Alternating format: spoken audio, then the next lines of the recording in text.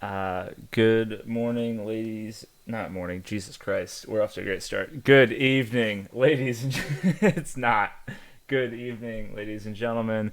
Welcome back to another Hockey Talk tonight. As you may have seen in the locker room spam, we have Toast with us as well as ACap. But we are still actively plugging him into everything. So he will show up at some point, and we have ACap and Flex replacing, or ACAP's replacing Smith. Toast will be replacing Dwight. Um, and yeah, we got I guess technically a face reveal because the only time that anybody in the league has seen ACAP's face was a picture from years ago.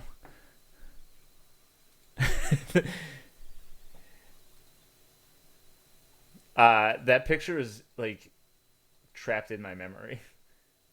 I don't know what to tell you. There's Toast's face. We're still. Oh, I didn't. Jeez. Oh, fuck. There we Hell go. yeah. Hit the wrong Hell button. yeah, brother. I hit the wrong button. So yeah, we didn't hear any of them. Wow. Toast is actually still muted because I think he's still figuring stuff out. It might be Seven Skype makes us, request Seven special makes us use permission. Skype for this, and that should be considered a war crime. Um, yes, I but did we have no grind other it a little. choice. But yeah, welcome to Hockey Talk tonight. It's a little bit sloppy. It's fine, I promise. We're in here Yeah, we'll early. make it work. But yeah, well, Toast fiddles with settings. We're gonna say welcome to you guys. Welcome to the off season. It's weird to congratulate anybody. So my condolences, Flex. I guess congrats to Toast. I forgot that he's on main for a second. Boo. Congrats Um, on that win. I think I'd be less upset about it if I hadn't lost 3 finals in 4 seasons. Oh man, That's the most you heartbreaking part have about to it. really be struggling at that point. Yeah, I know, it really sucks. Meanwhile, Carolina into stacked groups and just kind of getting bent for it. It sounds like a skill issue. Yeah, I stopped being able to accurately put myself in the 3 team groups, and it was all downhill from there. Mm-hmm. But yeah, welcome you Like- guys as I'm loading up the. I'm really trying here. Oh, there we go. Oh, Hey, we have sound. we heard Toast? Yeah, that was we heard him. How terrible is that, though? No, it sounds good. That's not bad. Okay. Sounds I think that's good. coming through my webcam instead of the headset, so this is all just for aesthetics now. I mean, have you That seen makes this it show? worse. The show is just a plug for my content. Mm-hmm. Yeah, we saw Toast stick a 4-star cup on his resume, on his rookie year player, overcoming QCC in the finals. Was a fairly exciting finals on both sides, honestly. Teams that, Only mildly stressful. yeah, but we had a lot of teams that didn't expect to be there. Even in the semifinals in both leagues. QCC, I know you and Ramen were consistently saying like I don't know like how sustainable this is. I know Maine didn't have the top roster going into the playoffs. On the SHL side, you had Montreal and Manhattan, who were mid-table teams throughout the regular season, pull off huge upsets and meet in the conference finals. Any initial takeaways from all of that? Is it you guys think a fluke? Do you guys think it's a good sign of things to come? How do you feel? Seattle was obviously really good. Nobody's shocked about that one. I Yeah, don't think. Manhattan Montreal was an interesting final. Manhattan just got super hot, mm-hmm. like right around the start of the playoffs, and they just rode momentum all the way to almost winning a cup. Yeah, Montreal's got a young team, and I think kind of overachieved a little bit, but like I wouldn't be shocked to see them back there the next season or two. I think I'm with you on that one. I haven't paid attention to the SHL much this past season, and I'm not going to lie, it's been a little refreshing to just not have think to worry about that. Yeah. Yeah. But I think Montreal, like, while they did, I agree, overachieve, I'd say it'd be like 2 seasons before we see them back there. Because with Toronto, I don't know if they repeat that series in that same manner, especially because Toronto just added yet more today. Yeah. No, Toronto looks rightly terrifying. Winnipeg looks rightly terrifying in the West.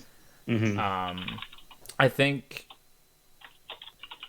Do you guys think that the Eastern Conference in the SHL was kind of lacking in top-end talent? Like, you had Seattle stacked in the West, as well as a very hot Calgary team, as well as a very hot San Francisco team, and a very hot Winnipeg team.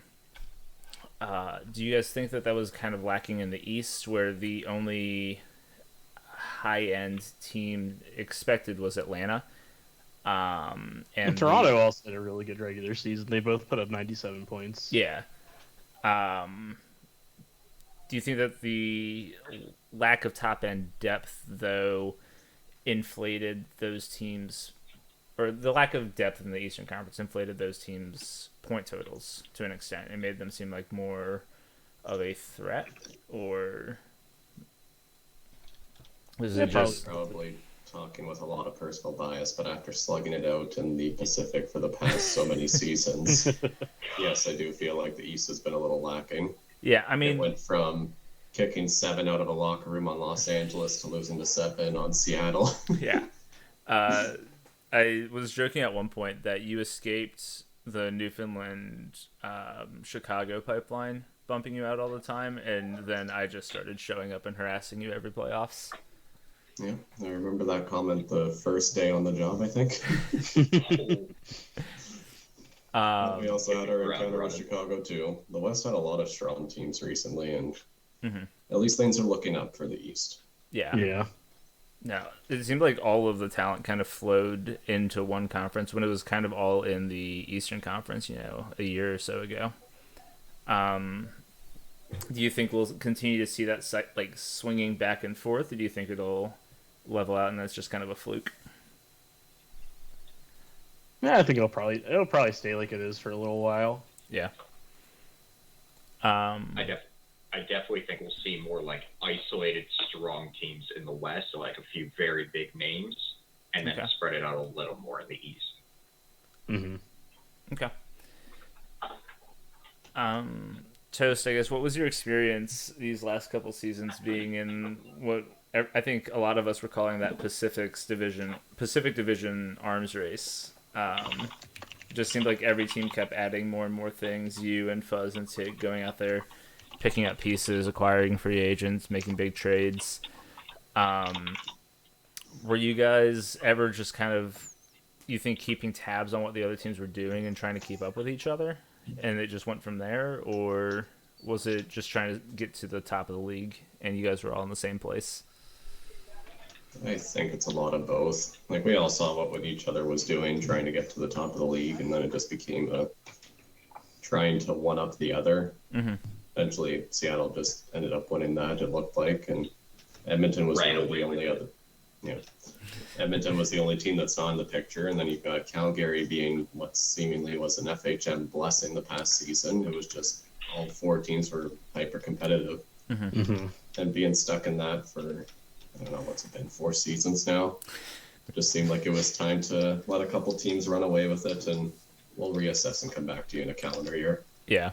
I know Smith was very much talking about how this was, I think it was either on stream or we were talking after the stream, that the Zoot trade was almost like, okay, let's run it back and hopefully not be in the same window as every other team in the division. Yeah, absolutely. Made for some exciting regular seasons, though. For sure. It was nice to have that competitiveness, of course. It's not great getting kicked out in the first, second, or conference finals, but Yeah. Nice to have those rivalries with teams. Really adds a lot of excitement when those things come up. Yeah, maybe for some absolutely brutal playoff series. Yeah. I will never ever forget Willie Miller. I try and forget Willie Miller now that he's been on my team. He was not good this playoffs. Definitely slept in the finals. Yeah. There was my favorite Willie Miller moment is that he gave up. He didn't make a single save in the first period of a playoff game this year. He let in 4 of the first 7 shots that he saw, as Manhattan only put up like 15 shots total. And it was absolutely infuriating.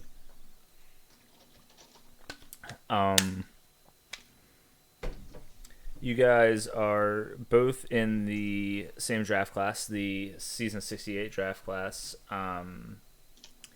Did you guys try and avoid the season 69 draft class, for one? And then 2, how has it been in that draft class together? There's still a lot of big names in that class, but how's the draft prep been for both of you? I guess, Toast, you're getting your player for free, but some different draft preps going on. Greatest 107th overall pick ever.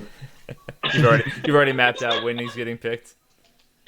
Listen, if I made the effort of trading with Luke for a New England 6th round pick, I better well use it on something. That's fair. Just for the trade trees. The 68 draft class is looking absolutely phenomenal. It wasn't intentional to have my own player in this class. I was just seeing some holes coming up in San Francisco with retiring players and knew I needed some sort of quick solution, so I was going to insert my own player in there. Mm-hmm. And suddenly I found myself in a class that I think is going to be up there for one of the better classes, if not the best class, when all is said and done. Mm-hmm. It is a pretty good-looking class. Yeah. Cap, how did you end up in season 68? I knew I definitely didn't want to be in season 69. Like, I'll just fully admit that. I saw it coming and was like, I know with Weston's timeline, I was either going to be right before it or right after. Mm-hmm. And I elected to go with before it because I could just feel like when you start running out of gas with a player, you just kind of know. Yeah. So I was like, it was better for me to go before it than after. Makes sense. Trying to get be a 350 cap player for all these season 69 rookies in the league and be ahead of them in TPE the whole way. It's gonna be wild with season 69, but I have been just amazed with the amount of effort that a lot of people in season 68 have been making. Like, just dang it, Brick's pointing out my audio is coming through my webcam, so I'll try and mess with that. That would have been nice. No, thanks, Brick. But overall, a lot of the people, even beyond their TPE game, they've just been fantastic individuals. Mm-hmm. There's so many people already getting involved in jobs. There's so many people already setting records. We had so many people in the points race just from our class. Yeah. So that was a wild time. Yeah. Toast, was it? I'm trying to remember how you came across the Seattle and New England picks. Were those before you recreated or after you recreated? That was after. That's only a week, maybe even a week old. Okay, both of those picks were those. Okay, I wasn't sure. Yeah, that was part of our recent moves. Yeah, so that was you saying, okay, I like this class. I'm familiar with a lot of the people. I've interacted with a lot of them on a deeper level even than you would normally get in scouting, and I want to kind of get more into this class. Yeah, absolutely. Having access to those private channels in the 68 server and making those connections with the prospects this entire season has been definitely an advantage for me and something I recognize that I had to try to get more into. Having 3 first-rounders in this draft is going to be a game changer, I think, for San Francisco, assuming that I don't screw up the picks and keep everyone interested. Yeah. But with how optimistic this class is and how there are so many leaders in this class, I'm sure having 3 of those guys around in the team is going to spell great things for us in the future. Mm-hmm. ACap is shaping a top 5 pick in the class, and your first pick is at 7 overall. Is a trade for ACap on you guys' radar? You're gonna put him on the spot like that? I mean, how much have you talked to Toast Cap? A lot? Well, I want There's- Toast to finish his question first. Okay. Well, I try to figure out how I want to respond to that. There's been a conversation. We can at least say that.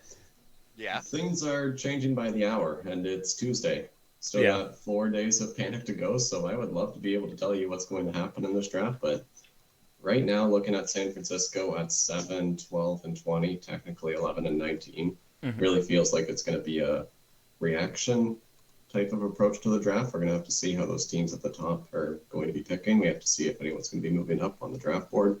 Yeah. And trying to keep an eye on who's going where, who's interested in who. It's a lot to keep track of. San Francisco hasn't been very involved in a draft since I've taken over earlier this year, so it's very exciting to have all these pieces and trying to keep in touch with everyone as we go. Makes sense. ACap from the, I guess, how do you rate San Francisco? Putting you on the spot, but also how have your experiences been this time through this whole process? I mean, the last time you were in a draft was last season, where you were kind of presumed to go 1 overall pretty quickly. And before that, like, you were on Weston, and the experience has to be pretty different being a first gen at that point, and now having the connections that you have, the attention that you have on you as a commissioner, the sort of expectation that you're going to be a top player in the class. How's that different for you? It's been a big change, but I've really, really enjoyed it. Okay. Like, I've been so thankful to just like get the whole experience again, because your first time, like, it's, God, that's gonna sound so bad out of context. Like, the first time is like just so wide-eyed and like you have no idea what to expect, and all these people are messaging you, and you don't know who anyone is. Yeah. And I think that's so cool. But going through it again, now when people reach out to you, like, they know who you are, and you probably know who they are. So it's a great time. Wow, Chevy, I'm gonna Chevy the chat. Take shots left and right for no reason. Oh, man. I have to stop watching the Twitch chat because there are so many people just making so many damn jokes. But going through it again, like, some of the scouting kind of sucks because people reach out and like, hey, we know we're probably not going to get you, but Yeah. like, it's been great. Like, we wish you all the best. And those messages I appreciate so much, because just radio silence makes me think either you don't like me, or it's just outright you aren't trying. And Yeah. I obviously don't want to accuse anyone of that, because it's a busy time. You've got so much to do. All these trades, like Toast was saying, are happening. But I do think that, like, even if you just reach out and say, like, hey, I don't think you're going to drop to us, but I do wish you all the best, I think that's one of the best things you can do. Yeah, I got a couple of those. I got a couple of messages like that when I was going through the draft recently, a couple seasons ago. It was nice to hear from. It was nice to hear from everybody. Yeah. Right? No, I think it's a super important aspect of things, and like, I know that I do it on the J level, like, either guys that I know are going to go in the top couple picks, or guys that, like, I'm locked into my first pick. I'll like reach out and say, hey, like, wish we could have like worked things to, have you and the other guy that we got. Good luck, going forward. Hope you enjoy your time back in the J. I think it's interesting that teams are so resigned that they like won't, I guess, build contingency plans. And like, maybe some teams are, but like, teams are saying, hey, we're not gonna be able to get, ACAP, we're not gonna be able to get you. But like, it, like, 1 or 2 teams break a mock, and then you like slip a couple picks, and then like, obviously there's gonna be multiple teams trying to trade up at that point, but it seems early to resign yourself to that thought. I think this draft specifically is going to be huge on that, because I've been trying to like just mentally plan out the mock, and I think picks 2 and 3 are going to throw everything out of whack. Okay. I'd be like, I'm not going to leak any inside information. Like Toast Leaks. as 68 has been like, we've got this little room. Every like draft class has the room where they try and figure out their mocks, and Yeah. some of the people for season 68 have been going hard on it already. Yeah. And I just keep looking at them. I'm like, I'm pretty sure I've got a few ideas outside of those, but I think 2 and 3 is where mock breakers are going to happen. Okay. Who's 2 and 3? Who's 2 and 3 this season? 2 is Baltimore, 3 is Texas. Yes. Which are teams yeah. in like pretty similar spots. Yeah. Minnesota, like, I mean, honestly, like, the top 3 are, like, I don't think any pick is, like, clearly locked in. Like, I can't look at any recreates or first gens and say, yeah, this person's, you know, for sure going to end up in this team. Like, back, the first thing that pops in my mind is, like, back in 54, we had Dwight that was, you know, taking off and tearing through things in Carolina, and Tampa had like one of the top picks, and you're like, okay, yeah, that's gonna happen. Like, he's a first gen, but you see the connection. That's where it's going to be. I'm like, I don't know if you necessarily have any like firm connections that you can go off of in like the top 5, and that's making for a really interesting scenario. Which I'm sure is also Toast's worst nightmare picking right after that at 7. How are you able to get much information from individual people, Toast, or are you just kind of saying, here's like 3 or 4 different scenarios and here's our board out to like, you know, 7 people, and we'll see what happens?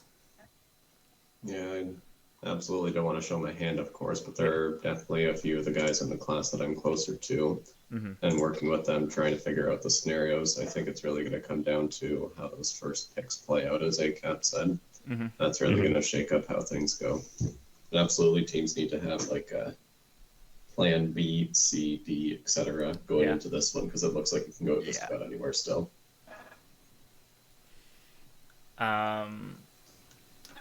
Fuzz is asking for a top 5 mock, which is incredibly ambitious, I think. I don't want to commit to that just yet. It could be a smoke screen. It could be whatever. Who do you think goes number 1 to Minnesota? You've got ACap, you've got Jace, you've got, you know, top first gens in the class. Minnesota picked up a lot of, you know, strong people last season with different connections. Like, there's a lot of different ways that you can build upon that. Does anything stand out to you guys? I think you could pretty easily. I could pretty easily see one of my 2 first round picks in the last draft, Fleur and Minaj, going first overall. Because I would imagine Evok has a little bit of pull in that locker room. Okay. As just like kind of like off the wall, like not something super obvious. I could see that. No, yeah, that makes a lot of sense to me. I've been fairly open about my love for this user, but I think the consensus first overall pick should be Frenchie. Okay. In the 68 server, Frenchie has stood out as the de facto leader of all of us, and has quite a few guys excited about the upcoming draft. Yeah. Expressed interest in joining management right away, and I think that could really help a franchise going forward. Yeah. One of those guys that I think is going to be long gone by the time I'm picking at 7th overall. Oh yeah. Yeah. Frenchie was one of the 3 first gens I really had my eye on in scouting for their J draft. Yeah. Frenchie has just been fantastic as both a player, but also like they've done great work just in all the jobs that they're already doing. They are. Yeah. I know Frenchie's one of the interns this season. Yeah. Yep. He had some JHL interns. Yeah, he's been super engaged, just like grabbing any leadership position he can. Like he's working at the WJC level, he's working at the IHF level, he's, you know, Jay intern. He wants to get involved with Carolina when that stint's over. There's, I think that like he's very clearly going to be on the radar of also not just Minnesota but also 2 and 3 with Baltimore and Texas. Trips is in a spot where like he's trying to lock down a co-GM and trying to lock down a management team for the future. And Texas is building up, not necessarily from scratch, but building up a fresh locker room after, you know, the teams of old have started to fade. I think that like a first gen like motivated user is going to be definitely on the radar at that point. Whether it's Frenchie, whether it's there's a couple other people I think that are actively applying for jobs and roles across the site that can definitely stand out there. Absolutely well said. I think Frenchie is really one of the big ones I consider a mock breaker. And then it comes down to where does Jace go as well. Yeah. I think Jace, and don't sleep on Rugsy either. Yeah. Because I think Rugsy can also be a huge pick. I have to look into You're upsetting Toast with that one, but yes. Let's keep it all quiet, people. That's the issue with this draft, is that description of people who can make an immediate impact goes all the way from first overall to like 25th. Yeah. There are so many good people in this draft that you're looking great regardless of where you're picking it. Yeah, this is a good draft to have multiple picks in. And obviously, I feel like this is going to be another question that you get a little bit cagey about because you're not going to show your hand, Toast. Having multiple picks in the draft. And this is something that Flex and I can somewhat relate to, but not necessarily. Like, I've drafted once at the SHL level. Flex has done, drafting at the J level. I've done drafting at the J level, but it's not quite the same as, running draft after draft at the SHL level. How much do you I've helped Buffalo with a few drafts. I've kind of been there. But you haven't been like the guy making the picks, is what I was saying. Right. Not to my discredit the work. DMs are always available. What's the deal with that? Having multiple picks, how deeply do connections between the players matter? I think to you, and also how do you think other GMs perceive that? I think it's probably more. It's probably something you think about more at the SHL level. Yeah. Because drafting at the J level, I'm just trying to like piece together in my mind how they would fit into the locker room based on my interactions with them. And that's like not, at least in my mind, it's not like the same thing SHL GMs are looking for. They're kind of more. They have to think more about like positional impact and like player timelines and stuff like that. Yeah. So That's there's a little of more being of in. the like actual sim side of things that you have to think about. Yeah, for sure. Right now, being more of a rebuilding team, though, I think we have a little bit of flexibility when it comes into that.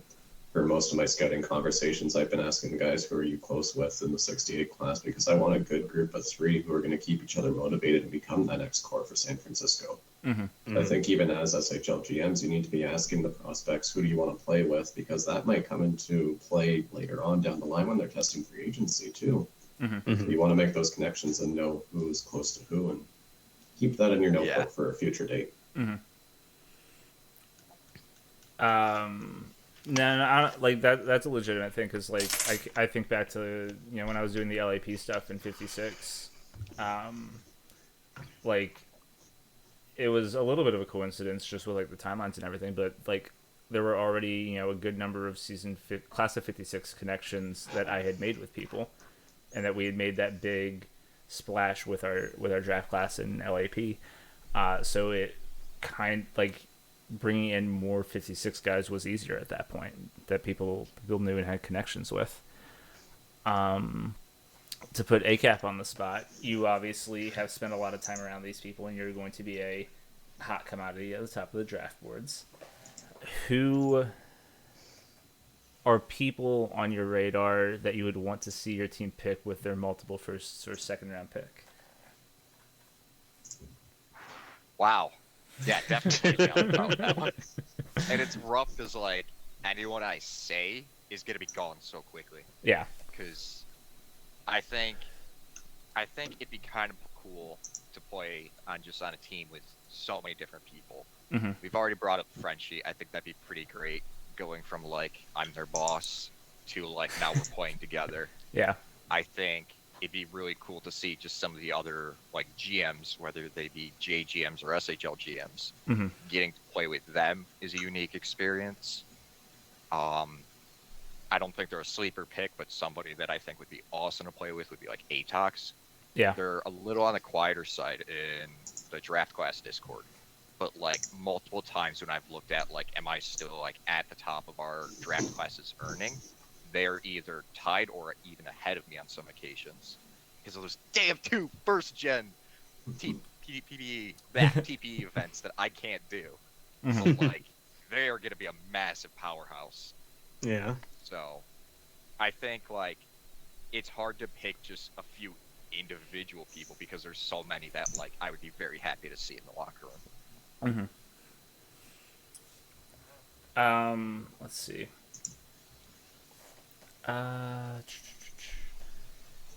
Trades, because Fuzz wants us to actually talk about a little bit of hockey stuff.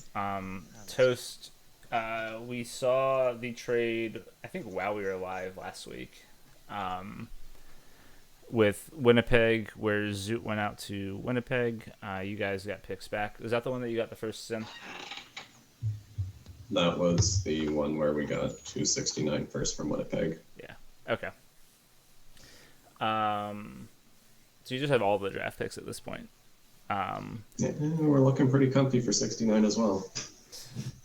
I guess we already talked a little bit about the motivations for going into that rebuild. Was there when making that kind of trade, are you looking for picks in a specific class, or are you just trying to maximize your value, or is it kind of vary on a pick to pick basis or a trade to trade basis? Mm-hmm. I think you're definitely trying to figure out what your next window is going to be, and I saw the talent that was in 68 and knew that I wanted to try to get around that. Yeah. And there's always been the rumors that 69 is going to be a meme draft, so it's either going to be extremely successful or absolutely overrated and terrible. But having the There's picks no in in six, Oh yeah. but having those 68 picks, it just made sense to try to capitalize on 69 as well, so you have that condensed core. Mm-hmm. Of course, it means we're going to be Winnipeg in 6-7 seasons that are going to have to make some tough decisions if everyone is max earning, but you're also going to have that strong core in your team to build up a new era. Yeah. So it's awfully exciting right now. I can understand that. You were starting to slip into a little bit of the normal bottom right camera Dwight complaining about the current state of the salary rules and how it kind of constricts building around those windows and makes teams sort of buy into those rental players. It's obviously very profitable if you're trading to one of those teams, as we've seen a couple times over the last couple seasons. Real quick, what's your take on how that's all started to unfold, where you have effectively, $6 million more in the salary cap because you're just like the top team, you're just going to buy 2 players on retained contracts and make a deep run. Do you think that's healthy? All the assets are kind of swirling all around. It doesn't seem unfair from that perspective, but is it like what you would prefer to see? It's definitely a lot more work. I'll start with that. Because you're having to think way ahead and make sure that your budget's all in line. Mm-hmm. We're seeing those retained contracts are the most valuable thing in the league right now, and that's definitely something that's been caused by the rule changes. Mm-hmm. So far, I haven't been too impacted by it, so I'm not one of the more vocal users that would discuss this, but I think so far it's been okay.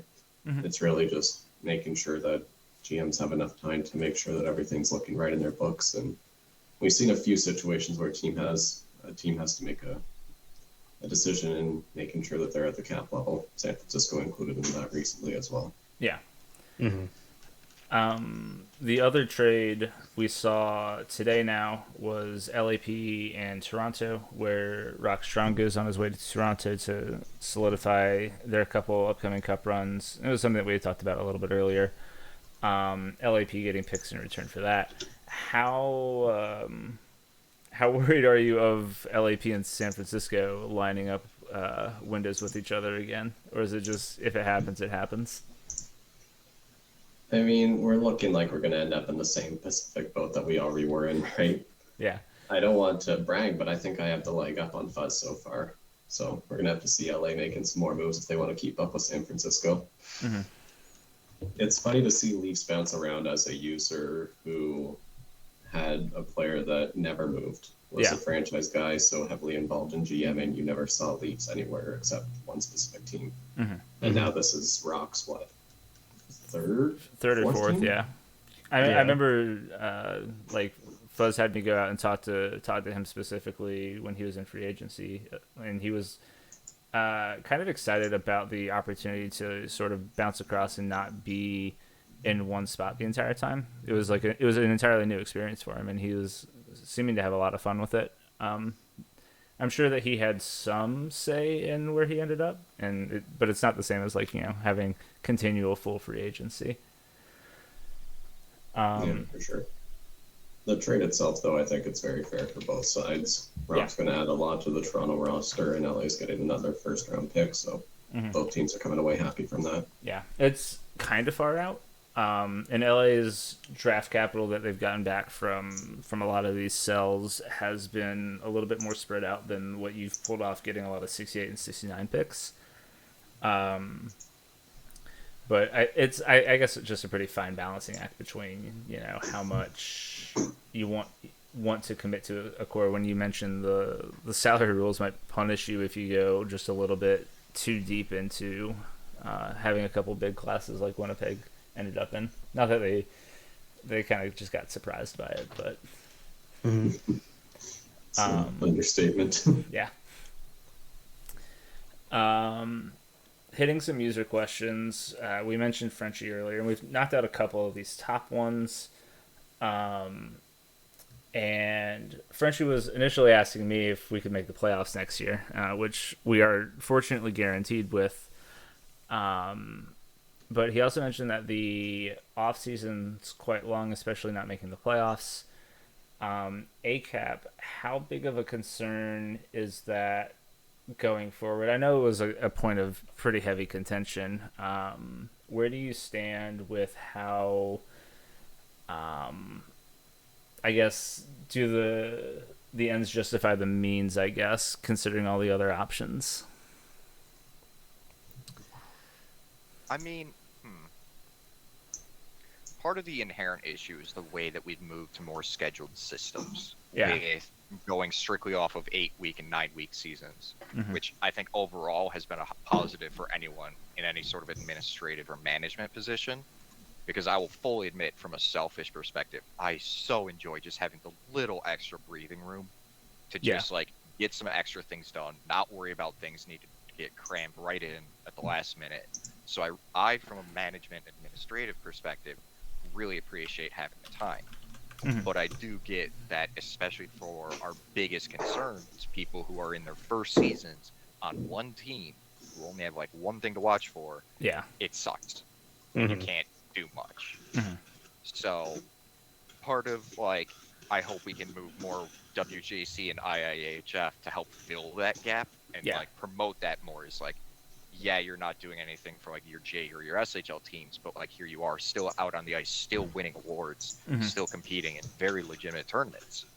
So I think we have to I think part of my perspective is I really want to work more with Vitor and WJC and work more on promoting that in between WJC and IIHF.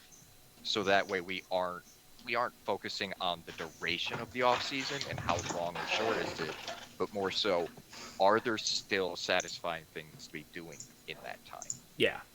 Now, this is one of the first instances where we've had the dedicated 9-week season cycle. And adding just one extra week doesn't feel bad if you can appropriately space everything out, but it feels like there's a lot of downtime. It feels like there would have been an average to above average amount of downtime in an 8-week schedule, and we kind of just threw another week in the off season. And I feel like while appreciated, it like kind of misses the point of what we wanted the 9 week season cycle to be, and that like just give us a little bit more time, like in between and like throughout all of these things happening. Like give us like an extra day for like playoff predictions. Give us an extra like day off during the regular season. Give us like time to highlight international play. And it felt like there's just extra downtime now for everybody. And we wanted that for administrative reasons, but we didn't want that for the players. And I think that's kind of where Right. the hang up is going to come in. I think like hearing what you're saying, if we're being like really bold, an idea would be give like an actual all-star break. Yeah. And like to just extend things out a little bit, create this small little gap. Even if it's only like 3 to 4 days, advertise it a bit more, give it a little break in between games. Heck, put it around trade deadline even, so we've Yeah. got like the date to pin it to. So that way it still be the same overall season, but we've got more time for everything. Now that was a big thing for me of like pushing for additional time was to like just stretch everything instead of putting an extra chunk of time in there.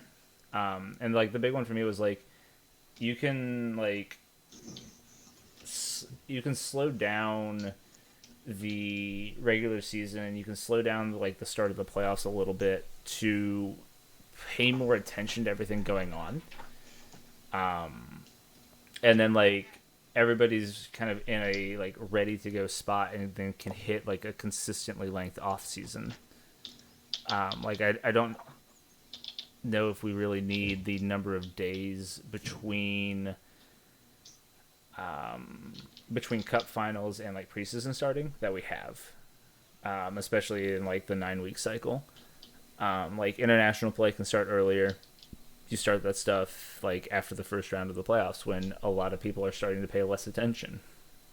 Like all of a sudden, like when you get to the point where you've got 8 teams, or when you get down to 4 teams, especially in each league in the playoffs, that's when that's when the off season starts essentially for a lot of people, and you need to like occupy that time.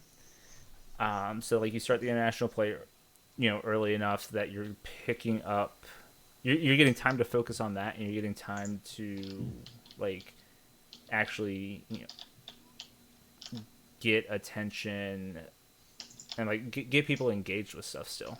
Like you don't want players to have a lot of downtime where they're wondering what's going on, and like ideally there shouldn't be outside of like a couple days, because from the player perspective you're just doing a couple things each week and enjoying the hockey, enjoying the seasons. I don't know, I like it, but I feel like it's still got a lot of ways to go. I think that it's definitely a bigger issue on the J side than on the SHL, but it's an issue in both. Yeah, I think you're right though with moving up the international play potentially, because as soon as teams are eliminated or if they don't make the playoffs, that off season feels brutal for some teams. San Francisco's been on the other side of that, unfortunately, one too many times, and you get a lot of comments that the off season's felt a lot longer than it has been. Yeah. Yep. And like you've got 4 teams missing the playoffs, 8 teams eliminated in the first round. Like that right there is half the league within the first 4 days of the playoffs starting. Like that's I think like a definite point to be considered. Just as like how we go about scheduling things, not just like making sure like that the start of the season and the end of the season take X amount of days between them, but like how things are arranged in there. That's just Sorry, okay, go you got it. Southpaw was asking how would that impact simmer availability and management for those teams. Is there a lot of crossover that could overwhelm individuals?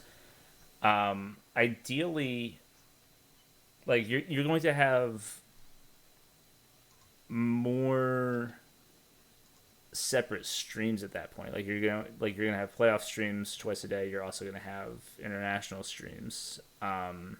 Mhm. I think that comes back to needing to appropriately compensate and facilitate the simming position. Like if we have enough labor at that point, then it doesn't become an issue. Yeah, just don't cross don't cross the streams. Never cross streams. I think there is an issue, and I think Flex had mentioned it at one point, being a Fed head and being a GM or coach of an SHL or J team would at that point strain you. Yes, and I know that Ham has mentioned it at points, and there have been people that have been taking care of international duties and SHL duties at the same time. But how much of that is they picked up the jobs because they didn't overlap? Like, if these jobs overlap more, then maybe like we see different people picking up different positions. And like, yeah, like you might be forcing a couple people out of and making people choose between, the things that they enjoy. Like I know Jess really enjoys both the Sweden job and the Nevada job. And like that explicitly would make her life a little bit more difficult, but I think that there's something to be said for keeping everybody engaged. So I do want to jump in here. Yeah. I'm not gonna like spill the beans because plenty of things are being worked on in the back room. Look, I'm trying hard Especially- not to spill the beans. I'm just gonna say like some things are being worked on. And Seven, you know this. So I've don't done even. very good. I've done very You good have. about not saying anything. I personally But- think more beans should be spilled. Well, I'm not in the beans draft class, so. Damn, unlucky. Okay, so because I want to jump on the two big points. First was the simming. Like there are some things being worked on in the back room. Like there's a lot of discussions happening because I do really mean it when I say like when people approach us about like, hey, we've got issues about simming, or like someone didn't sim at the right time, or maybe our simmers need more support and having other people available. Yeah. And all of that. So like we hear that. We've been working on just getting all of this into a compiled document and doing something with it. Mhm. So I do want people to understand, like, we do hear that. That's not just empty words.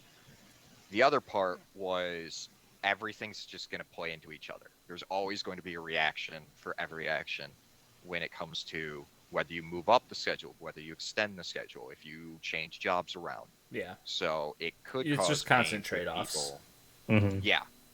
It might cause some people to have to be like, I can't do both of these now.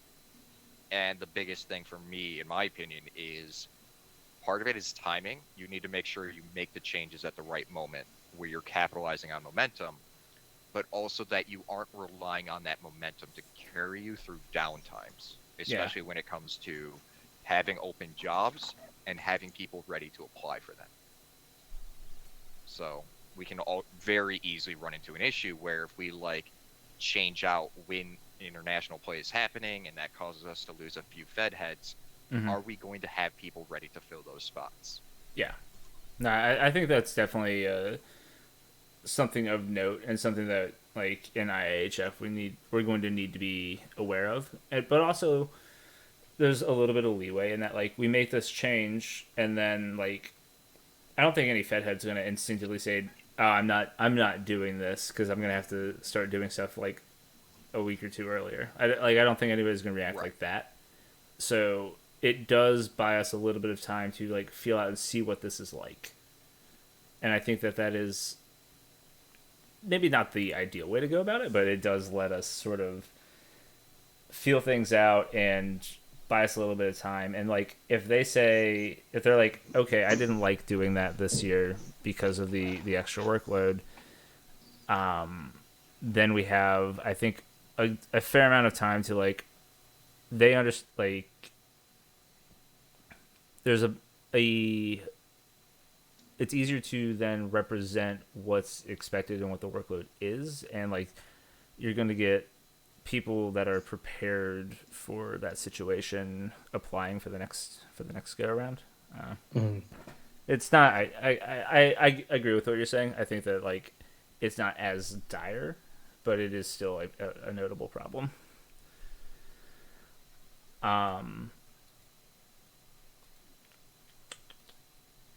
Anything else on scheduling that you guys want to hit on, other than make both the drafts on the same weekend and open up free agency earlier? Please do not put both drafts on the same weekend. I get it from a drafting perspective, but that will burn the events team out to a crisp. No, 'cause, I mean, like, if the events team is prepared for it, which I think that, like, they can get to a point where they are. But, True, like, but if... part of the issue would be scheduling, because you'd have to make sure that SHL's before the J, in my opinion. Why? I think part of the advantage of being in the J is you want to make sure you at least have some preparedness for SHL GMs to, like, dot their I's, cross their T's, say, okay, I am going to need to call this person up. So that way the J player can then turn around and say, But the SHL draft doesn't affect the SHL draft doesn't affect the SHL budgets for that first season anymore. it doesn't affect budgets, but it's No, still, I think he's talking about like call-ups and send-downs. Yes.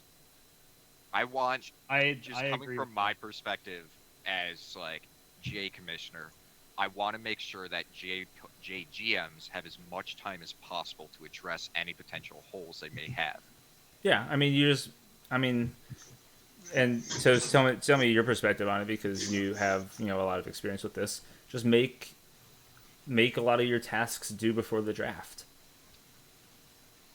That Like- is something I think we could open up. get your call ups done before the draft.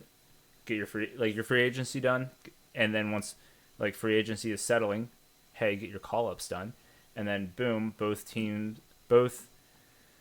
the J knows who they're losing and what their needs are for that draft weekend, and the SHL has everything else handled, and the draft is entirely separate from anything else that they have to worry about for that first season. Mm-hmm. You just put all of their tasks before the draft.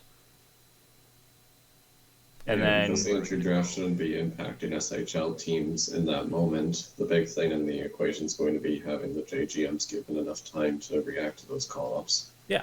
Like And- South is saying in the chat, losing a goalie, short notice, needed to draft another one in the draft. Mm-hmm. I don't see Yeah. those tasks being due before the entry draft impacting SHL teams too much. Because after the draft, it is very difficult to just acquire a new player as a JGM. Yeah. Like with the waivers system, it's become pretty hard to acquire just a new player unless you want to go throw future picks on a trade. Yeah. And there may not even be a good trade out there, one that makes sense. Or you sign a 155 IA, which isn't optimal. Yeah. I don't know. Just make sure, whatever happens, make sure that JGMs have time to figure out what all they need before the SHL draft. Nothing's going to get through without people like me at ACap just raising absolute hell about it. Mhm. Right. And even then, I think a lot of people who it would be affecting would just instantaneously push back on it. Yeah. That has to be expected immediately. Oh yeah. And you can't have the J draft before the SHL one because you'll have Carolina trade talks going into the SHL draft.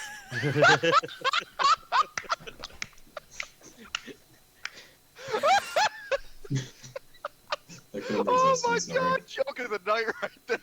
There we go. Ladies and Oh, gentlemen, please tell we me got somebody him. clipped that. I mean, you can go back and clip it. I am not the Yeah. problem. I've been saying this for seasons now in the JGM channel. I am nowhere near the problem that everybody thinks I am. You are. The issue is you're in one of two phases. You're either one, you're making a shitload of really quick trades, so it feels like every other pick, like hold on trade talks, and even though they're done quickly, they're still happening all the time. Yeah. Yeah. Or you get that one trade that goes way down to the wire because both people, I'm guessing, are nitpicking the little detail. Okay, what about this season? No, this season, but this round. No, but until you're just we need it done. Yeah. I mean, I was always pretty quick, but I don't think that I take up the most time with either picking or trading at this point. I will 7 was say- just the easy I- target on that. Yeah. It's Yeah. a True. big No, issue I mean, for a lot of I will, teams. like- It's in the SHL as well, so that's a concern of having them so close back to back. Is Yeah. back to the comment on the event team, they're going to be burned out after like 2-3 hour streams. Yeah. the same Mhm. weekend. Which just comes down to like getting more people, but I understand that like the draft host position might be something that like you don't have like a dozen people on the site willing to take that job. Yeah. And I can understand that being one of the limitations. But I'm sorry, I'm still chuckling at that joke. like, do I absolutely send the most DMs during the draft? Yes, without a doubt. Oh, that I do not doubt by far. Oh my God, yeah. I mean, think we every we don't trade- even we've traded like twice during the draft. I think we still exchanged like a dozen or more DMs just during the draft. I think every trade I had with Carolina as a JGM had to be at the draft. I mean, I'll set stuff up ahead of time, but I won't lock anything in. Like, it's like Mhm. Yeah, that's true. I because think like that's also. Sorry, go on. Seth. no, you can go ahead. I think that's also because in the J, it's a lot less likely to trade players, and those typically happen during the season. Yeah, Whereas in the Yeah. draft, it's like, here are my pick resources, and your pick resources are only used at the draft. mm-hmm. Yeah, there's just not a lot of player trading at the J level. Just doesn't really happen. Which like it's understandable. Yeah, like no, I get why. Yeah, like players are fairly fleeting assets looking at it from just from an objective stance. But then like also the J is like this has like very interesting community dynamics. Yeah. You see a lot of people move out for like their last season maybe. Yeah, that's usually the most you see. You usually don't see like someone trading like a player with multiple seasons of J eligibility left. That just doesn't happen. Yeah. Let's see. What other questions? Gibbles had a ton for us, by the way.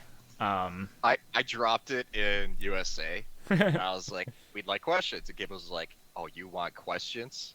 Yeah. And I looked at it, I was like, Some of these we've already gotten mine and Flex's perspective of, so those I'll direct just to you guys. Starting with 2 seasons into FHM 8, thoughts on the engine compared to 6? I am Toast, you not wanna jump at the that one? biggest fan of live sims. I've been very vocal about that. Yeah. I just don't. The overall sim itself, I feel like, is relatively the same. My biggest issue is goalies being a dice roll seemingly every game. Yeah. Especially looking at Game 7 in both SHL and the J level, it was just brutal on one side of the ice. Ooh, Yeah. yeah. or But in yeah, I games think- like Nevada versus Maine, where it was like both goalies came up zeros. Yeah. So goalies definitely seem to be an issue with FHM 8. Overall, though, I think it's relatively the same. Maybe we need to take a look at scoring settings over the off season because there were quite a few blowouts over the past couple of seasons for sure. Yeah. Mhm. But that could be a result of teams really blowing it up at the SHL level. Mm-hmm. Jay, I can't really talk to as much anymore because I'm not as familiar with the roster quality there. But I feel like things are more on an even level at the J than the SHL, where there are some teams really just making the tank not as hidden as it used to be. Yeah. Yeah. I mean, that's been a thing since probably. I think that kind of came into its own at like the MCP era of Tampa, the 0-50. That explosion was massive. It set Trella and MCP up for just seasons and seasons. Oh yeah. Honestly, kind of disappointing that like it didn't reap its full reward, but like also just speaks to like what the SHL is like how variant and unpredictable it can be, even like outside of the sim. Mm-hmm. I do want to jump on that. One thing mentioned about FHM 8, like Toast, you said about sliders. Jess in the chat was talking about it. I want to make sure we shout that out. Is SHL HO just in the interest of transparency, I, as J Commissioner, am in SHLHO's Discord, as well as Finn is in the J's one, just so that way we have easier communication of just various issues. And I will say SHLHO is being like exploring any possible discussion about how to fix these sliders and the scales and goals. So it's been a lot of conversations between like Jason, Jess, talking with Teddy, talking with potential like the devs, and making sure that what they do actually fulfills the outcome people want. Yeah. So that way they aren't just messing with sliders and then now we got all these unintended consequences. That sounds fun. Let's do that. Just step one. Step one: uncapped defensive shooting attributes. See what happens. I have thought every now and then that we need to start balancing, like we're a MOBA dev, like we're doing League of Legends or Dota, and just be like, all right, for next season, defenseman unlimited scoring. I mean, Like like season after, goalies can go to half court with the puck or half rank with the puck. leagues with positional archetypes do some of that balancing though. Like, and it's been something that like it's definitely hard, especially when we're in a zero testing environment. But it's like, hey, if this is very clearly underrepresented and something that we want to support, the best way that we're going to get to like figuring out is if it's a solution or not is to just see what happens. Everybody's going to be on an even playing field. Just see what happens.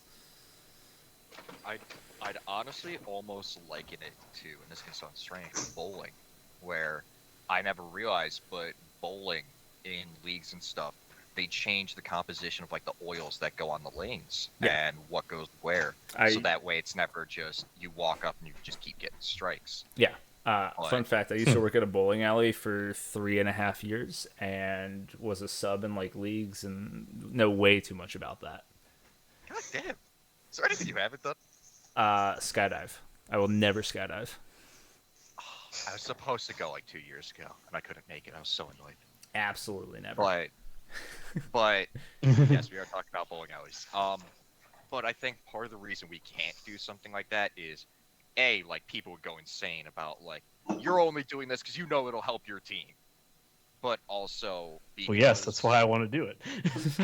Okay, well, you can't say the quiet part out loud. But the other part is because we have such long durations of players that people are building up to these like players and seasons, and they're rebuilding over multiple seasons and potentially years, that they don't want to feel like we would have won had we just gotten that little extra meta for that one season our way. I mean, that would be pretty disappointing. I don't know if that's terribly different than what we already have. True, but how much of it right now is intentionally done, like tweaking the meta would be in this ideal hypothetical situation? Yeah.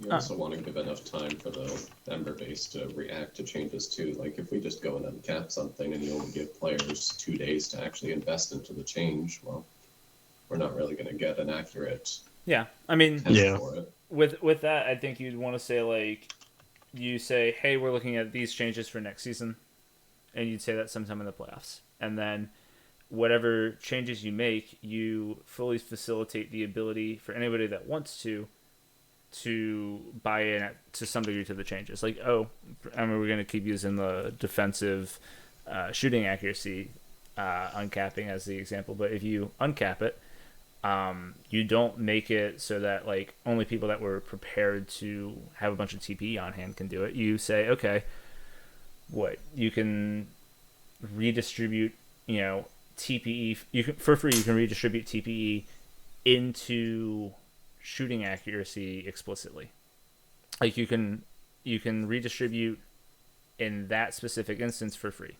You can't take it out and bank it. You can't do anything else. But if you want to say minus 90 TPE from these things and then plus 90 to shooting accuracy, you can do that.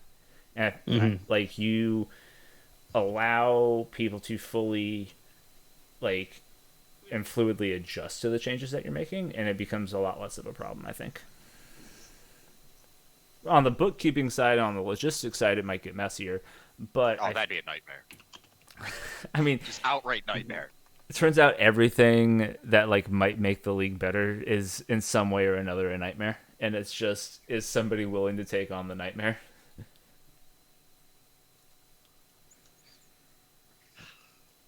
And South put into the chat as well.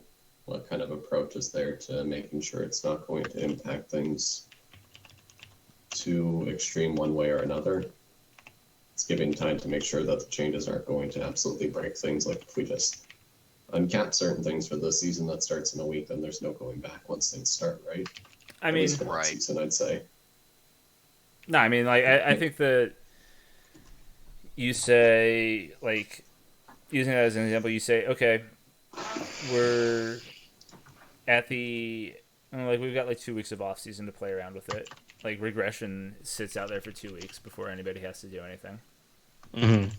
But like, if you say, hey, we're like, halfway through the playoffs, and we're gonna say, hey, these are the changes that we're going with for this next season. We want to, we want to like see if we can encourage defensive scoring, etc.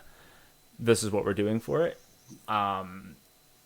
You give, I don't know, I feel like you can get enough time in there for people to react to it, and then if it becomes a problem, like that, you say okay, and then at the trade deadline, we evaluate and see, is this out of hand? Is this doing what we want it to? Did it not do anything? And in the first, if it didn't do anything, or if it's doing what we wanted it to do, then it's fine. And if it's completely out of hand, then you have to react to it. But you aren't going to, if we're not testing anything, then you have to open things up to the potential that things are going to break. Like, you can't know that you're making a safe change. So at that point, you're not making any changes, and then you're not seeing any progress. I do get what you're saying. I think we're getting way into this hypothetical rabbit hole. Sure. Yeah. But Happens. I Just mean, all have you it. seen this show?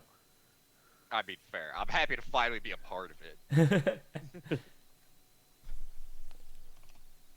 But overall, I think there's a lot of things to consider. And yeah, we'd have to make sure that it doesn't like completely break everything. Like, we don't just let one person be Gretzky playing against Pee Wee teams. Yeah. But it's a fun thought experiment.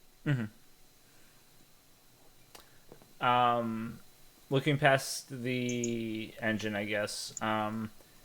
Thing that surprised you most about the outcome of the past season?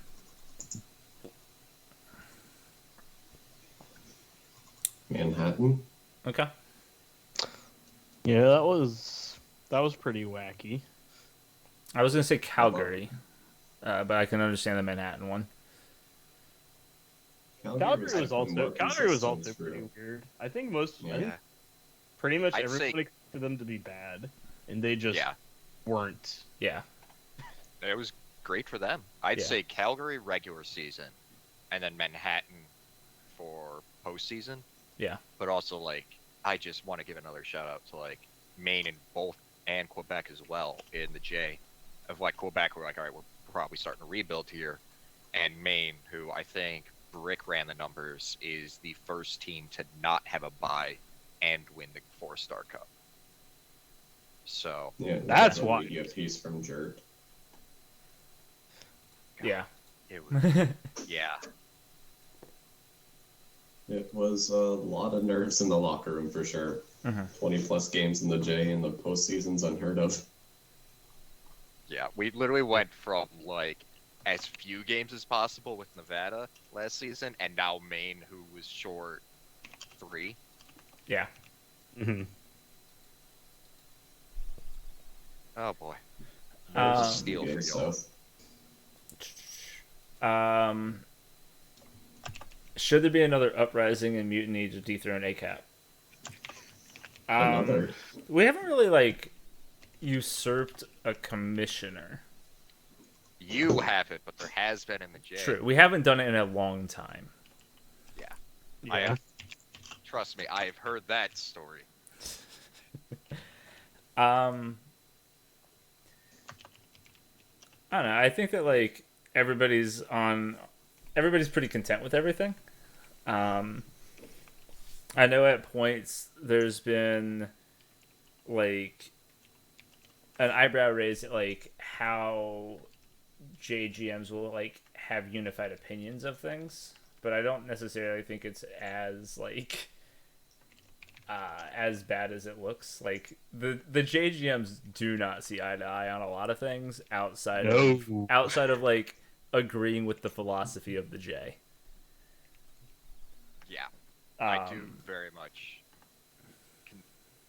agree to that.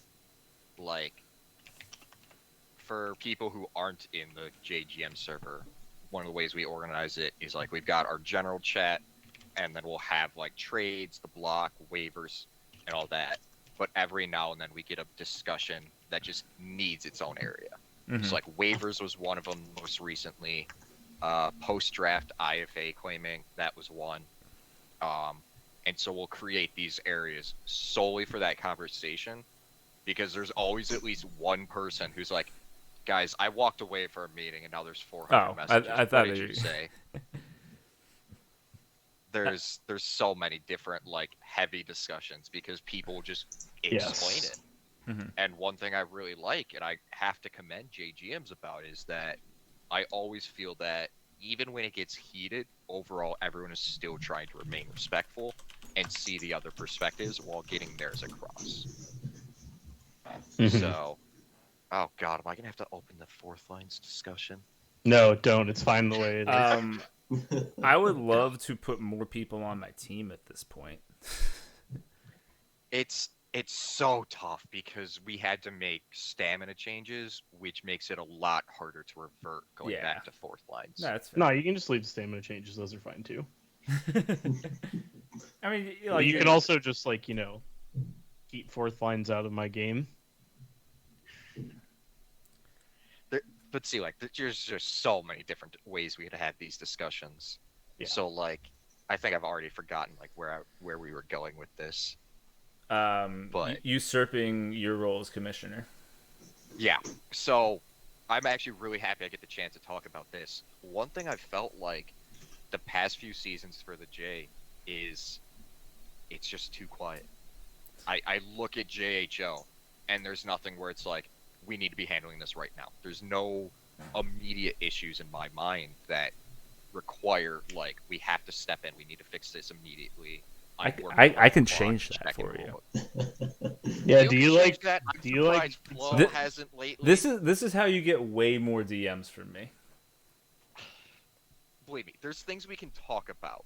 But what I'm trying to say is that overall, I don't think there's been any like problems, immediate punishment or otherwise related issues that we have to deal with.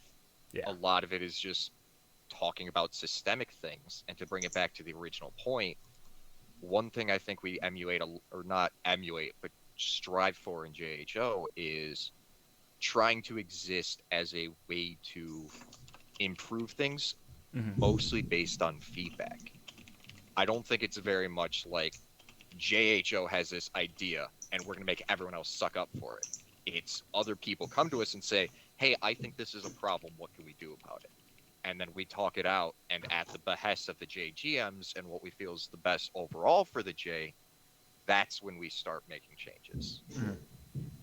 So I'll admit it, I'm a populist, so blame me on that. But overall, I think we are a bit responsive to what people want changed, and lately there's been few things that people are otherwise screaming to demand change about. Yeah. Let's see. IHF predictions real quick. Sweden USA. versus the field. Who you got? I would like to present an alternate theory Okay. of Norway good, because they are. We are good. Is Norway good? I actually. We clinched. I think we're pretty much Oh guaranteed. yeah, okay. Norway is up there. Yeah. I randomly am half a point per game defenseman in my first IHF season. That's cool. Hell yeah. Yeah. So let's see. What are you thinking, Toast? I want to hear what Czech Toast. team's definitely going to get its first gold. Who is? Chat. Chechia? Okay. Gotcha. I'm just Bold looking at the prediction, stands I for like the first that. time. Have to be honest. Yeah. I The mean, parity. Chechia Yeah, has before they Chechia can has come some back ground from to that. make up before they even get into the medal round. Yeah. IHF parity kind of slipped a little bit this season compared to some of the recent past seasons. I'm not like overly Yeah, worried look about at it. look at Group A. 27, 23, 23. Fourth place has 11 points. Yeah. Yeah.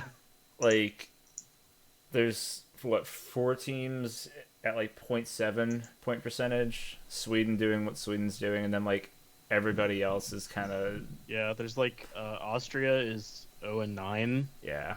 Oof. And then like 6 other teams have 2 wins. Yeah. That's a little rough. A little rough. I guess they have like between 2 and 4 wins because I forgot that the overtime shutout win split. Yeah, IHF does the It's so weird. international. I get it, but it's weird. No, they do the better point system. Yeah. I mean, agreed. Bring the 3-2-1 everywhere. Yes. You could make any single rule for the league. What would it be and why? I'm curious to ACap for this, but also Toast. If you could, if you just put a rule into place, it was originally placed as for Corey a couple weeks ago. You could go back to being commissioner. What would you do? ACap, Ooh. you have unchecked power now. What are you doing? God, there's so many different things I could say. I think like I could say like just from a J-Commish perspective, abolish the SHL. Oh, yeah. Let's go. Everybody back to the J. Let's Let's go. But honestly, this one, I feel like if people have seen some of my rants about it, should have come as a surprise. Get rid of the Jack Crasher rule and anything related to it. The rule formerly known as the Jack Crasher rule, gone. Yeah. I hate that rule with a passion, and I understand why it exists, but I still hate it, and I wish it didn't exist because it causes way more headaches than it solves. It scares people into sticking with contracts that they might not actually want. It can very much pigeonhole people. We ran into an issue one of the last times it came up, where somebody was like, I just signed a contract with this team, and then they dumped everybody else on it. So what do I do? Mhm. So I think that rule should just be gone. When Jack Crasher came back like 2 years after accepting all those contracts to clarify who he was signing with. So really, no harm, no foul. I did not know that part of the history. That's If you incredible. go back on the old site, it still exists as Tappa Talk. There's no activity because the entire league moved to another forum. There's a random post on there from Jack Crasher saying, "Hey guys, I decided what team I'm signing with." There's no activity on that forum for 2 years, and he just comes back. It's like to an empty room comes back and says, "I'm doing this." Yeah, I'll have to I go find it. respect the dedication. Yep. Toast, you get to be Finn for a day. What rule are you putting in place? To add more excitement to the league once every 5 seasons, so what is that, roughly once a year? Yeah. Abolish tampering for a season. No holds barred, everyone can do what they want. I'll go Let's see beyond what that. the results are. We should legitimately get rid of tampering in the last season of a contract. Oh my god. Or just like make after the purge the back. trade deadline. After the trade deadline. No holds barred. You're in your last season, trade deadline's passed, tamper away. Tamper away. That should be legal. There's going to be That some is upset insane. people, for sure, but I think it'd be fun. Love the chaos. I mean, it's not like there's probably some like. I mean, there probably already is like some amount of like light tampering that goes on. Why not just make it full blown legal tampering? A, it should be legal. It's gonna facilitate player movement. B, it's already like not like explicitly done, but it already like if somebody's interested in going to another team at all, they're not going to sign the extension. They're going to hear it out. Like the only thing that like isn't currently facilitated is like a random GM can't say, "Hey, we're interested in like bringing somebody like you on next season." They can't do that. Yeah. But like, What about this instead? that's fine. You can't sign if your contract expires, you have to wait. You have to go through at least 1 day of free agency. I mean, like you might get before like cold calls at that point, but like Yeah. it's I think slightly different. Because you're going to hit free agency, and then everybody's going to hit up everybody, and things are just going to get lost in the shuffle. Yeah. I don't know. I'm down for like some legal tampering. Yeah. I think It shouldn't just be. Good. I think some rules exist to protect players, and some rules exist to protect the interests of GMs. And this is definitely one of the ones we need to protect the interests of GMs, because like it's so hard to maintain a good, healthy environment. Because again, this is all just for fun. This is a fun social league, and as soon We're as we supposed to start be having fun. I'm having fun. Yeah. Anything else is your problem. Yeah. But like this is one of those things. I do understand why it exists. Mm-hmm. I mean, I get what Jess is saying, where like you don't want like, malicious DMs coming in and like people acting dishonestly to like move players off of teams. Which is why like I'm interested in like a situation where it's only after the trade deadline in their last season. Like I feel like that's a lot less risky. Maybe I'm coming at it from a different perspective than I should be, but it feels like a wishful thinking perspective. I mean, not really. Like I would rather see. Boo. No, I would rather see. Like, if somebody's bold enough to like explicitly tamper right now, they're explicitly tampering, like, somebody that's not going to care. Mm-hmm. Yeah. Like, if somebody's like, otherwise it's very. They can get away with it. Yeah, it's like they're not scared of doing it. Like, I'd feel much more comfortable if there was something that could be expected to happen. Like if you're a GM, you can understand that okay, GMs are now allowed to talk to these players. They were probably more likely to wait to talk to these players, and if they're in the situation where they're going to get talked to and I didn't extend them, that's something that we've already accounted for. Mm-hmm. I fully understand the concern of like everybody like. And like I'm like obviously one of the first people that's going to say, yeah, sometimes you get GMs acting with very malicious intent. But I think this, while saying, hey, it's okay to approach these kinds of topics, you're doing it in a controlled manner as opposed to something that's done in secret and like under the table and very vaguely and hard to pin down and actually like handle. Mm-hmm. Right. Yeah, and I just like the PBE opening up pending FA discussion window a little earlier. That's more what I'm interested in. Like, if you get to the point like past the trade deadline, you can't be like moved as a rental or anything, and like you're about to hit free agency anyway. You should like let people reach out a little earlier. I don't think that it egregiously hurts anything. I can understand some hesitations about it, but I don't necessarily think it's any worse than the current state. Mm-hmm. This is like the trade deadline is just an extreme version of opening it way earlier. Yeah. Chevy brought up something that I'm kind of like vaguely interested in. GMing without a player. GMing with a player in the league on a different team.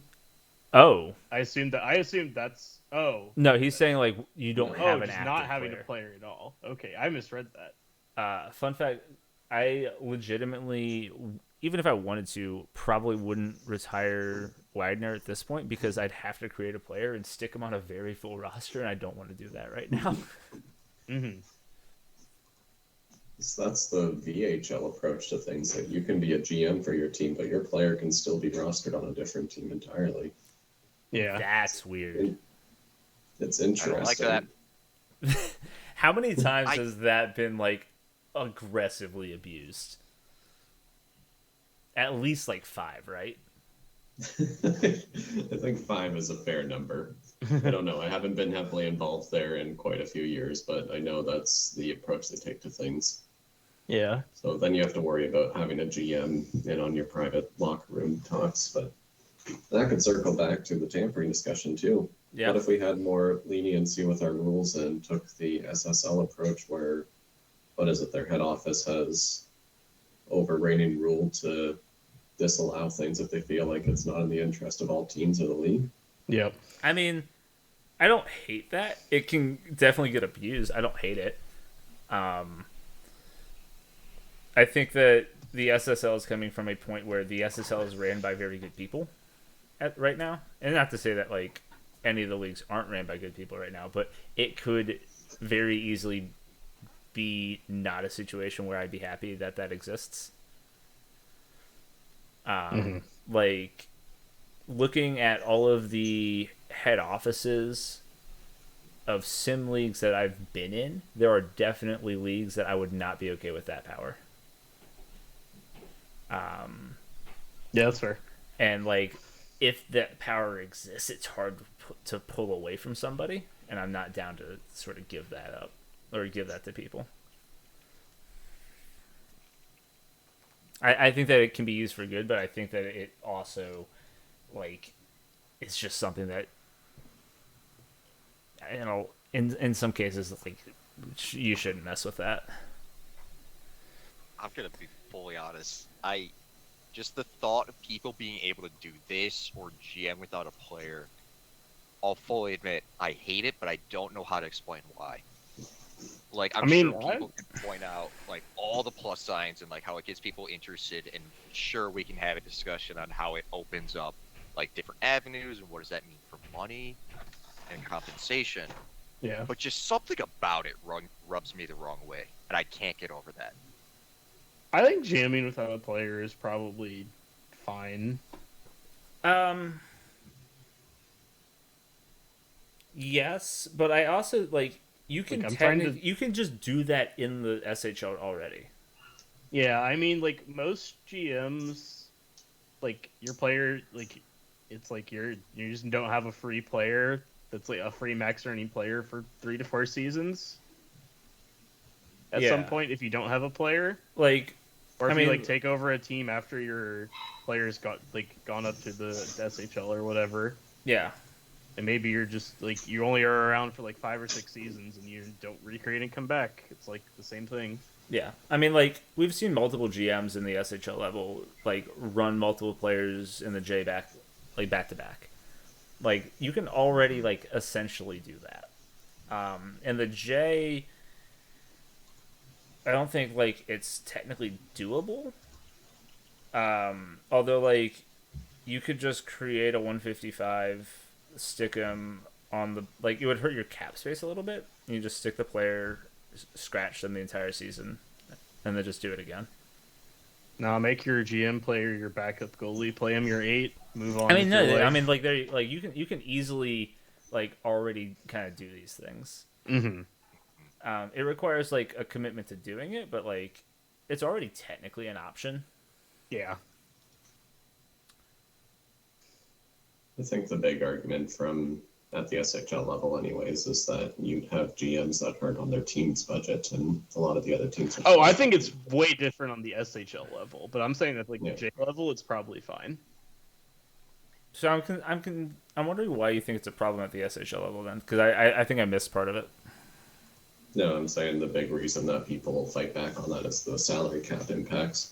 Yeah. Because you have your GM no longer on the cap and every other team is managing, even if they do want their player to be a backup goalie or something, it's at least $500K on your cap that you have to manage, even if you don't want your player there. Sure, okay. And then okay. someone else has no impact to their salary. Yeah.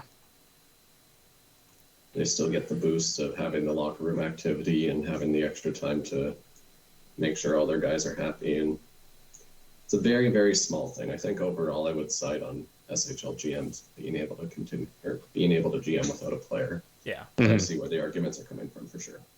Yeah, I mean, I get that. Yeah, and Justice bringing up good points that like the SHL and SSL are in very different spots. Yeah. And like, yeah, I think that's fair. Like the SSL needs that kind of like ability to say, hey, no, this is not gonna fly. Yeah. And I think that's fair and just. And I mean, like we've clearly seen in the SSL, there are people that are just out there to try and get away with shit, and you can handily say no, we're not going to deal with that without having to like, go through like the logistical like punishments and making rules. You can just say no, fuck off, and like especially in the SSL and like something that's just getting started, I think that's fair. I really don't like it, but you're always going to have the users that try to bend things no matter how long the league's been in existence. We see it coming up every now and again. Yeah. Yeah. And I think that, like, and it just was the thing that just was pointing out the most is like the SHL is better prepared and like more established and can handle that in a different way. And Yeah. I can understand that. I can get on board with that.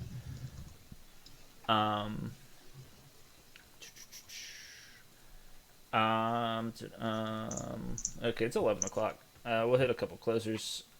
Oh shit, it is. Yeah, right. Must be bad time.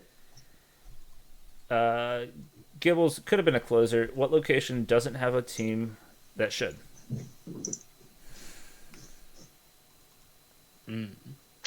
Ottawa. I've been fighting for Ottawa for 11 years now. That's fair. That seems like an obvious choice. Ottawa is one that makes a lot of sense. Do we have a Pennsylvania team? We have Philadelphia Philly now. Forge, Philly. yeah. Yeah, we have Philly now. So like Pittsburgh would be a good option, but I wouldn't mind seeing one more around like Tennessee, Yeah. like Knoxville or Nashville. I wanted Nashville for my J expansion. What if I remember? I like Rugsy's Atlantis. Yeah. Let's get a moon-based wouldn't team. Let's mind- just blow it up. Let's just go full PvE. Yeah, I PvE am has a. dreading when somebody tries that because like that's a discussion we have every now and then. Like, well, why don't we have more Euro teams? And I think my perspective would be like, I'd rather see us expand to almost like Mexico before we start going across the ocean. Yeah. But also, I know like that's a very divisive subject. So No, I mean, my get answer it. is where I'd actually like to see something is double up on location. Have like a J team and an SHL team in the same spot. Yeah. Yeah, I- that makes I mean, sense.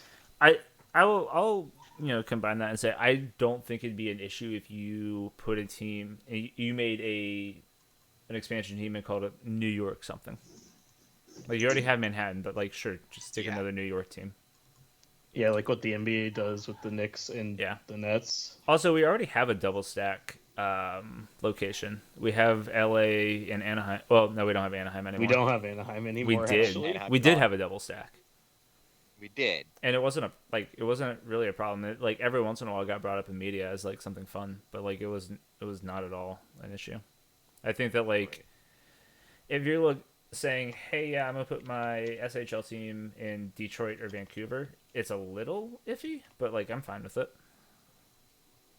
Yeah. Okay, We, like- okay, yes, I get what you're saying that there's Buffalo and Manhattan, but that I think like that's Buffalo a is- lot. Buffalo- Buffalo's honorary Canada. Buffalo is like almost a Toronto suburb. Jesus Christ. That's a little aggressive, I know, but like we have Hamilton, which is like actually like kind of a Toronto suburb. Hamilton is a Toronto suburb. Yeah, that one's like actually just a Toronto suburb. So Yeah. kind of Yeah. hard to double up.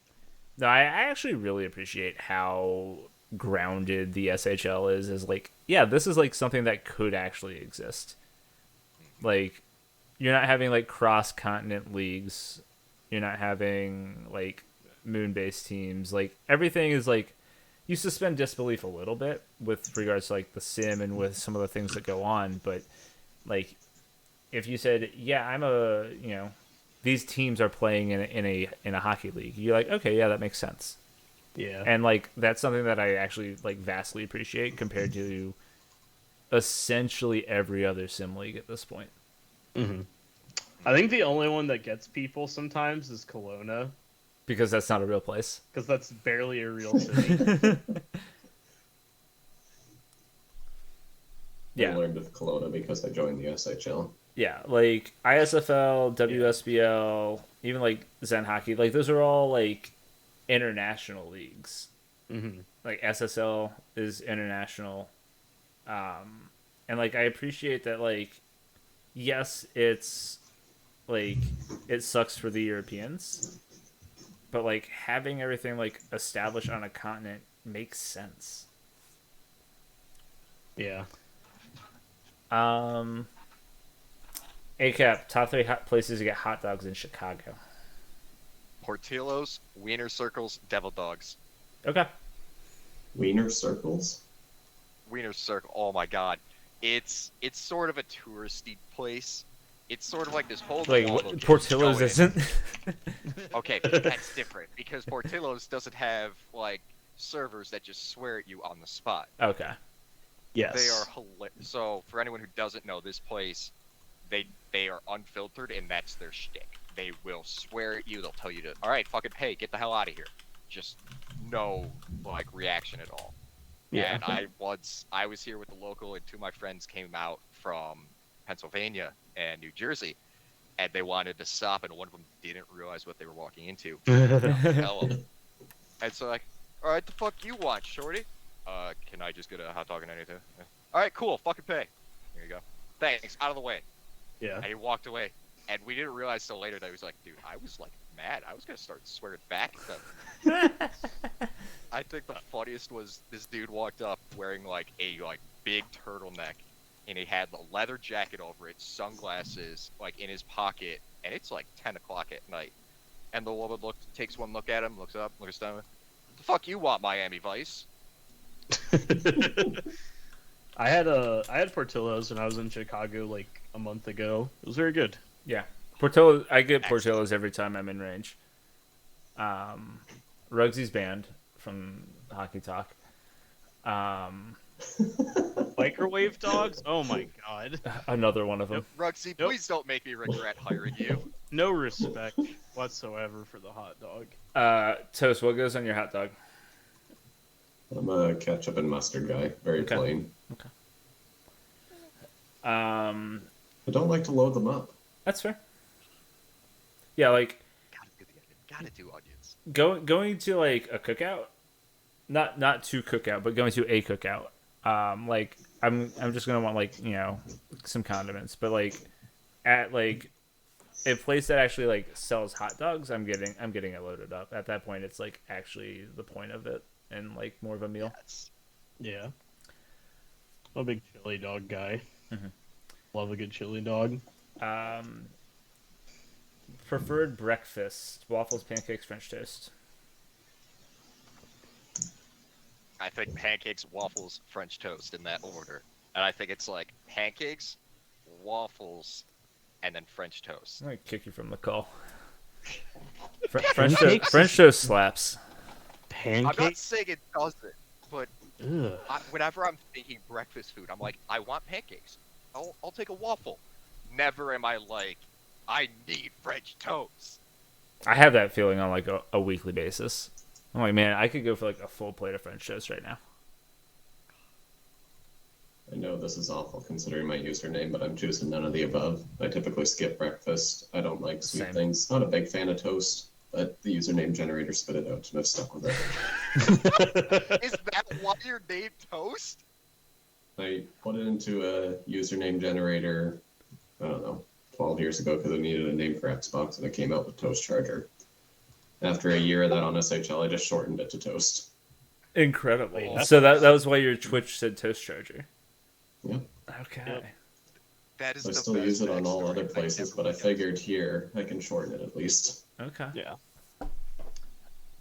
Um.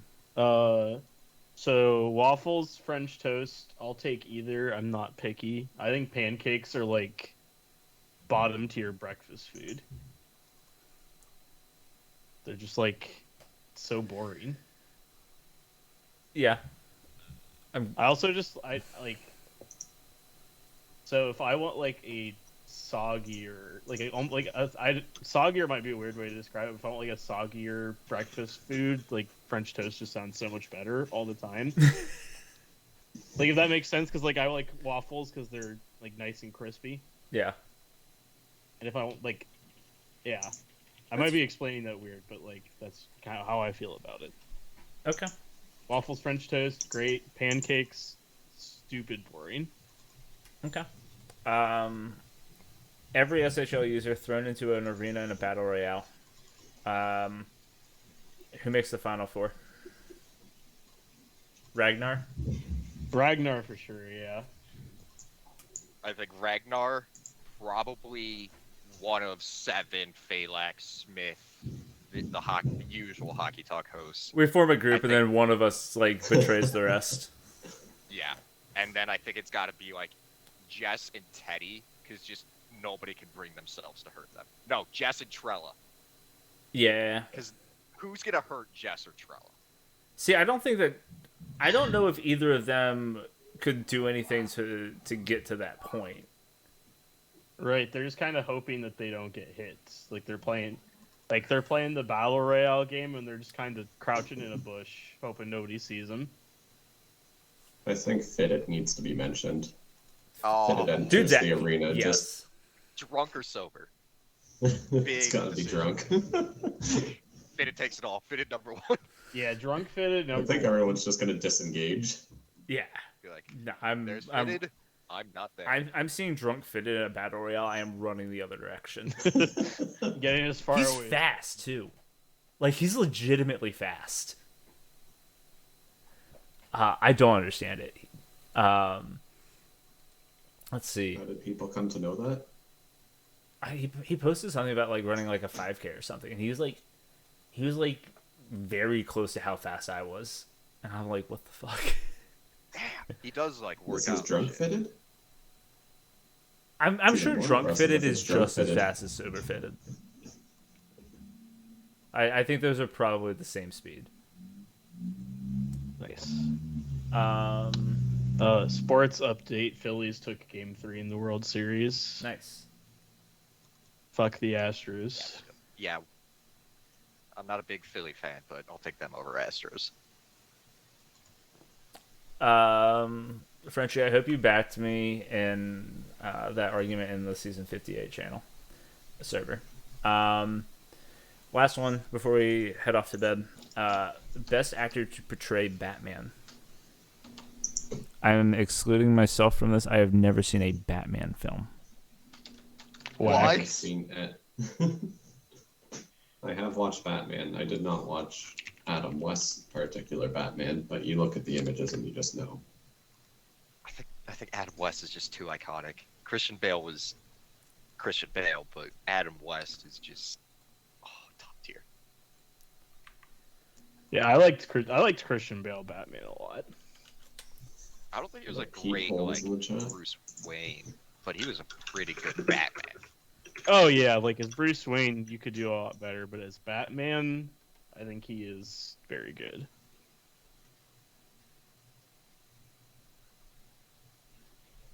I'm sorry, go ahead. Advertise the thing. Advertise the thing. All right. I don't think we have a picture of it is the issue. But No. once upon a time, Jess made a thing. It loosely looks like Scarlett Johansson.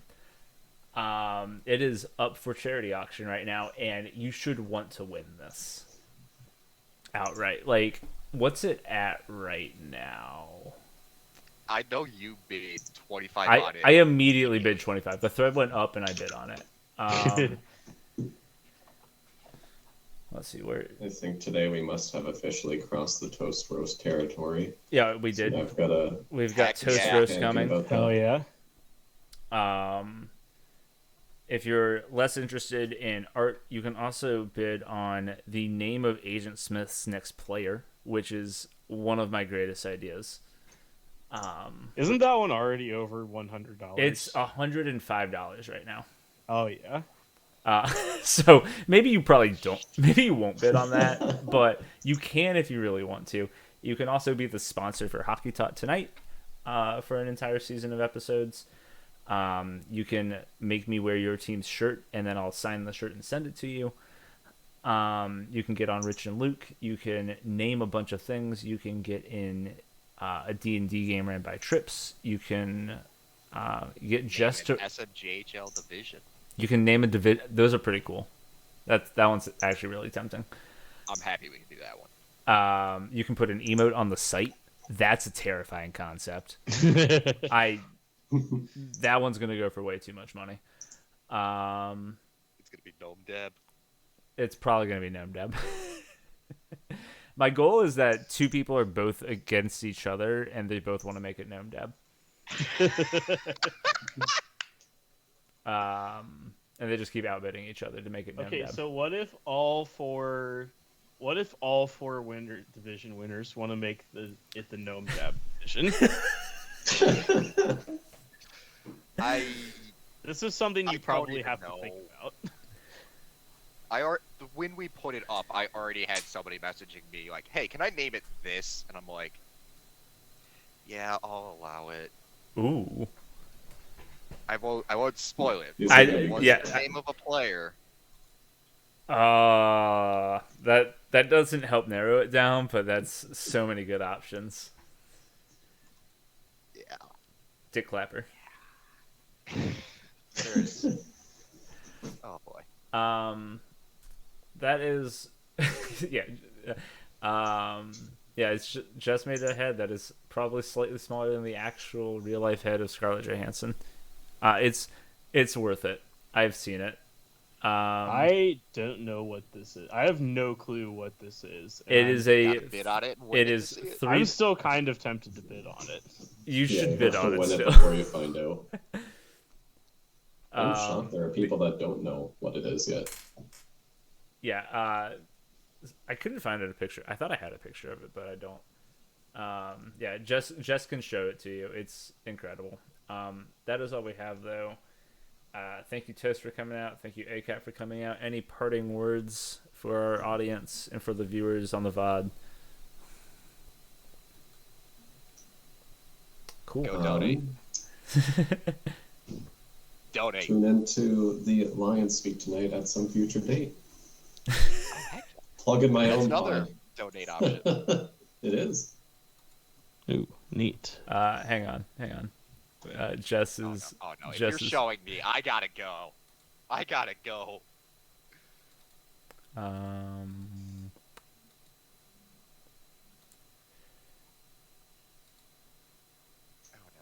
Is he finding it? He's getting there it really is. quiet. There it is. Oh God. Leave it off on. Oh god! That's, Alright, well, good night, everybody, on that note. Absolutely worth it. It's incredible. That's. I don't know if I'm gonna be able to sleep after seeing that. I'm gonna be honest with you. You can win that. You can put it in your room. Is that a preview of Have the it on next HTTPS? You can put it above your fireplace. I think if I won that, there's a very good chance I would post a video of me smashing it to pieces with a sledgehammer. Oh, that's so We rude. gotta win it first. I have to win it first. Such an iconic piece of art, and you would just do that. Yeah, you have to hold on to it. I think. Yeah, that's why you can't let me win this bid, guys. Jess, I'll give you my address instead. I'll steal it from him. Bidding on it right now. You can't stop me. Thank you for coming out. Thank you for watching the next day if you're doing that. We will see you next week. We have more viewers in store, assuming that things happen the way I think they're going to happen. It'll be worth checking out. Have a good week. Congrats, Seattle. Congrats, Maine and Toast. Applaud myself. It was a good time. Yeah, see you next week. Bye. Night. See you, everyone.